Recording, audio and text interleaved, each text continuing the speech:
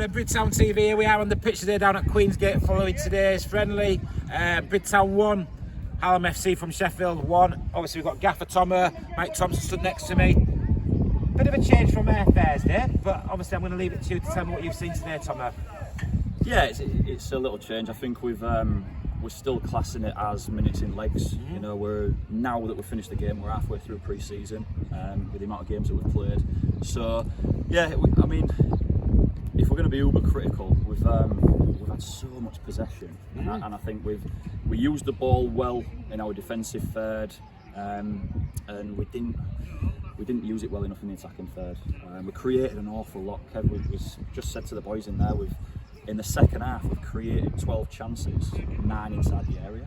Is that the data? Yeah? That's the data, yeah. We've created 12 chances, 9 inside the area, and those boys have created 1 and scored 1.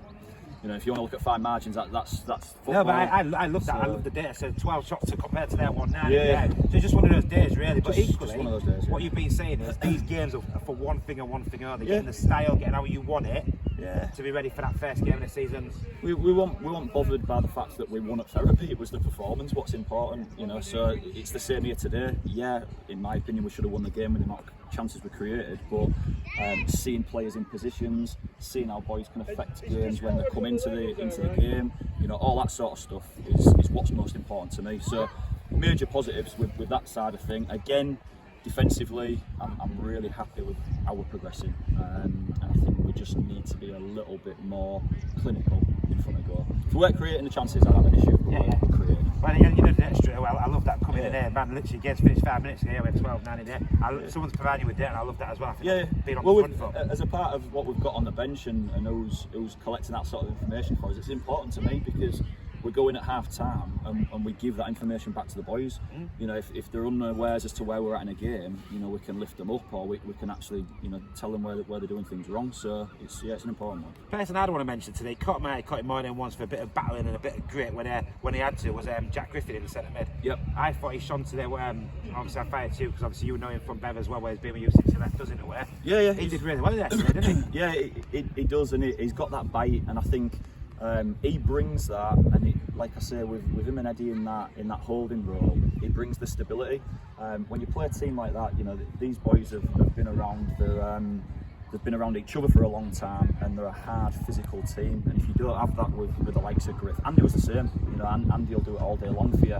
And Andy in that more advanced role was seeing the balls over his head and being able to affect it high up the pitch. So those two boys, for me, from a physicality point of view today, were outstanding. You know, I was sat with a couple of spotters during the first half, and that's what they said about Andy today. Obviously, last season he became a little bit, not bit pat. Andy will never be bit pat. He's a Bridtown through and through. But the minutes in his legs, he's looking quite fresh out there. Well, I need minutes in his legs, because if he's going to play that role for me, he needs engine. Yeah. You know, and I won't compromise on that. He knows what he has to do in that midfield third, and he was fantastic today. I thought he was absolutely fantastic. And the changes were going to be slightly different, but I wanted to get 90 minutes in him, and he was affecting the game so much in the second half, you know, that we kept him on the pitch. So yeah, if Andy's bought in, invested and fit, he'll be a real asset for us this year. Obviously, another one I mentioned him on Thursday. He's caught my eye again today, and I think he's going to become a proper fan's favourite. Ali, what have we found in him? He just wants to get out, doesn't he? Yeah, it's entertainment, mate, because once teams know what they're up against, you back off, and in the final third, you dare touch him. You dare touch him, and if he gets his confidence levels up to be able to take himself into the box, he's such a threat. And I know we were speaking before the game. He was actually struggling before the game. Yeah. Bad blisters, you said. Yeah, he's got blisters, and again, you know, we was reactive to our changes today. We didn't make wholesale changes at half time because I thought in the first 2 games it was a little pedestrian when we came back out, because of the amount of changes that you make, and it sort of distorts it a little bit. So we brought Jack on into centre half and didn't make any more changes, so the boys could grow into the game again, and it worked well. You know, and like I say, you can't be disappointed because we must have had 70-75% of the ball. You played well. You know, playing it's just goals, isn't it? Yeah. It's but I'll just tell you another one, Lewis Denny. Do you know what I always say? We spoke about the number 9 shirt out when I was speaking to last week, where will the goals come from? 48 hours later, you see Lewis Dennison as a number 9 grabbing a goal. That must be Well, goals are important. I think the other side of his game, he's been unreal. You know, his work ethic, he's understood what we want from him as a lone number 9 to dictate where the play goes. So dictating the play out wide and cutting off those passing channels across centre halves. I think if there's one, not critique, but we want him to be ruthless. I'd rather him shoot than pass in that sort of final third area. And he had one in the... He did. I don't know what you're on about. Yeah, let it go to Andy Norfolk. Yeah. So I've said to him when we took him off there, you know, be totally brutal in your own game, and I'm not gonna give you any negativity for taking a shot on as a number 9. No, if he buys into that, he'll be fine. Andy Cole, what he found me, but how many goals did he get in his career? Exactly. Takes the shots, man. Took the shots. I don't think we want to go on. So obviously we've had these friendlies now. So I think we've gone Thursday. Basically, we had these 3 games now. Yep. Our next one's next Saturday. Yep. Newcastle, Benfield. Yeah, that's right. Come into town. Obviously, what I will say to us, I have my Westlife ticket, so I'll be going to see Westlife. I am at all. Right, but obviously, what's this week going to be like? Because obviously pre-season we're getting these legs fit and all that type of stuff. So what's this week now? Is it Tuesday, Thursday training? Yeah, Tuesday, Thursday, and we've already told the boys we're going to be working on some specifics in relation to set pieces.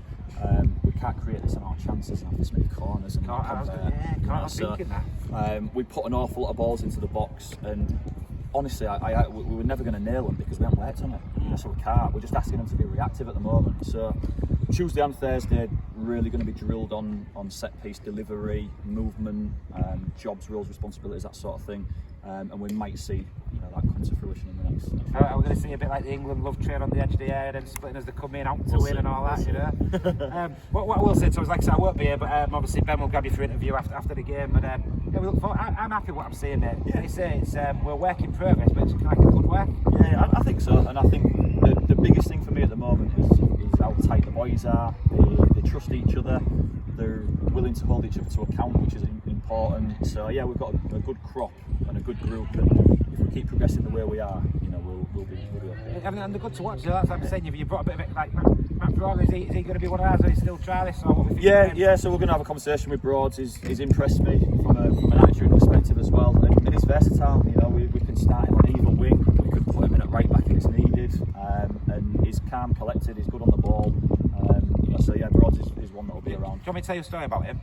He had this teacher at high school who made him the player he is today. I can't remember the name of that teacher, Mr. Grantham, actually. No, but yeah, so it's great seeing him deliver. Yeah. And he's a good lad as well. He is a good lad. Like I said, the group that we've got, you know, personalities wise, the change room's really tight, and you know, long may that continue, because you see out here how they perform with one another and how they play. It's just reflective of what the group's like. Well, as a fan, I'm starting to like it, and I'm starting to know like the world. You know, you start to know your players. You brought a lot in, haven't you? Yeah. After the 3 games, I'm starting to think you found a gem or two here, mate. Yeah. Hopefully. A gem or two. Like I said, we drill them and we train them, and they're enjoying it. You know, and when they're enjoying the football, they're going to play the best football that they can. So. Mate, simple stuff that you talk, innit? Simple stuff that you talk. Obviously, no ex-gaffers here today, but hey, lovely, mate. Thank you for talking to me. What I'll always say, right? Please watch, like, subscribe, right? But the biggest thing for me is I don't want people, right, on it. Click the share button, right? You click the share button, more people get to see the club we love. So that's what I'm going to say. BRID Town TV out. Cheers.